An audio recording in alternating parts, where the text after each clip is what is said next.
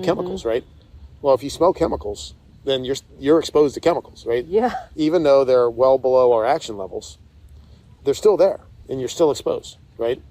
And you know, if I could go back and change one thing, when we set up the temporary relocation program, which we did a month after the derailment, I wish we would have done that. Yeah, it was like we early were on. exposed for a month, and then people that, they didn't smell it or they weren't sick. So, pretty illustrative comments there, Jordan, pretty revealing. Yeah, and here is the top EPA official who's been on the ground in East Palestine basically saying, yeah, the railroad company that chemically nuked the town was lying to you, but the EPA echoed those lies.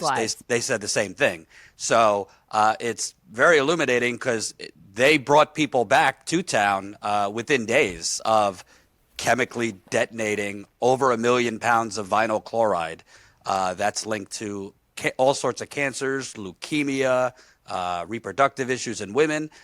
So he's saying, yeah, when I saw that, I was like, oh my God, you never say that. But the EPA was echoing the same things. He also acknowledged that the EPA should have offered temporary relocation pretty much right away. They waited a month. So it's totally unknowable how many people got sick unnecessarily because they weren't relocated sooner. And I'll just say, I mean, I could speak for myself. I've been there twice in the last 6 months. I've gotten sick both times. And residents are sick, both in Ohio and Pennsylvania. We're already starting to see cancers, including in men, male breast cancer, which is fairly rare. I've talked to fathers who their young daughters, as young as 7 or 8, are starting to have early puberty and menstrual cycles. And young boys are starting to get, hair that you wouldn't get until you're like 12, 13, 14. There's all sorts of health issues, but we're seeing kind of, I think, Flint 2.0, where the EPA and the federal government and the state agencies are basically saying, all good, nothing to see here, but the proof is in the residents. They're sick, and really they're not getting much help. And do they feel forgotten? That seems like probably an obvious question, but one of the talking points that you'll hear from Norfolk Southern and the government is, we've been there, we've been putting money into the community and doing our due diligence, and we're so sorry. But unless you're on the ground, as you have been, Jordan, actually assessing the effects of what is purported to be this like massive response, you've probably seen maybe through some of the spin, and I imagine the residents do as well. Yeah, I mean, they have been forgotten. I mean, here's the numbers. Senator Sherrod Brown requested a disaster declaration 17 months ago from President Biden, still sitting on his desk. The Ohio governor requested a disaster declaration 14 months ago. Biden has not signed it. Then you go to Vice President-elect J.D. Vance, his own words in March of this year. He was in a hearing in the Senate. The NTSB chair testified the results of their investigation, which found Norfolk Southern did not have to detonate these trains and these chemicals, and they ignored experts telling them not to. It was J.D. Vance's own words. He said, it sure seems like this town might have been poisoned, basically to reopen the trains quicker. That's what he said. I reached out to his office several times. Are you going to call for a criminal investigation? Never heard a response. Also, I never heard a response from the Democratic senators in the area. So at the end of the day, like so many communities, they're sick, yet they're being, I believe, literally gaslit, because these are gases that were detonated. They're being told, well, we can't directly, do cause and effect, that it was a derailment. We don't know, what caused what. Our testing is showing everything's fine. But as I've reported, the EPA's this guy that is on tape has also acknowledged in the past that their equipment is faulty and misses certain levels of contamination. So at the end of the day, it's common sense. If you blow up 5 cars of toxic chemicals, which then produce hundreds of other chemicals, it doesn't just go away. And if you go to town, I was just there in October on the ground. I mean, you go into some homes, I couldn't be in one lady's home for longer than 2 minutes. The smell is so overwhelming. Wow. And then you go outside to interview them on the front porch, my eyes burnt. And I'm talking to residents. I mean, it's a no-win situation because a lot of them would like to leave, but they don't have the money. And this settlement, by the way, speaking of Norfolk Southern, go listen to the Norfolk Southern CEO on CNBC.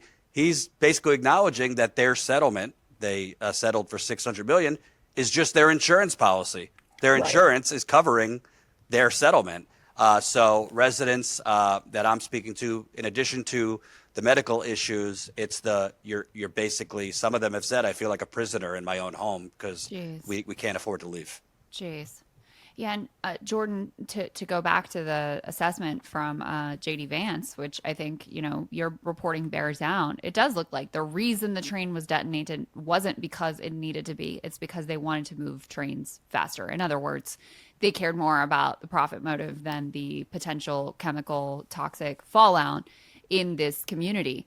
And, obviously it says a lot about political priorities. I think another thing that comes out of this story that is consistent with other stories that you've covered is the way that, when public attention was focused on this and when Republicans thought they could make a political point about it, it was the hot story. And now that they feel like it won't serve them politically, suddenly this town becomes completely ignored.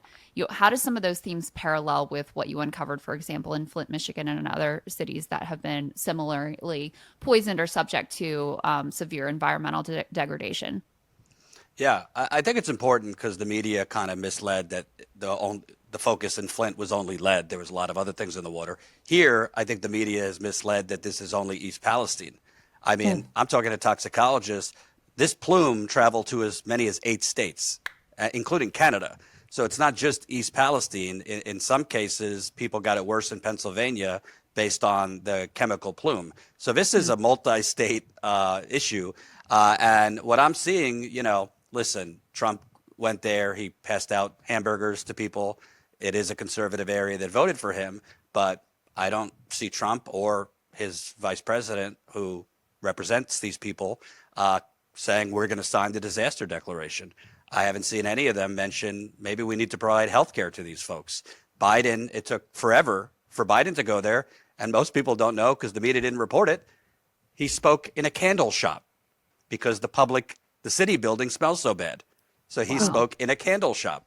The media didn't report that. Wow. I know that the Associated Press has been sitting on a lot of stories that I've broke. Why? Go ask them. I broke months ago that the EPA detected vinyl chloride in East Palestine and didn't notify anyone.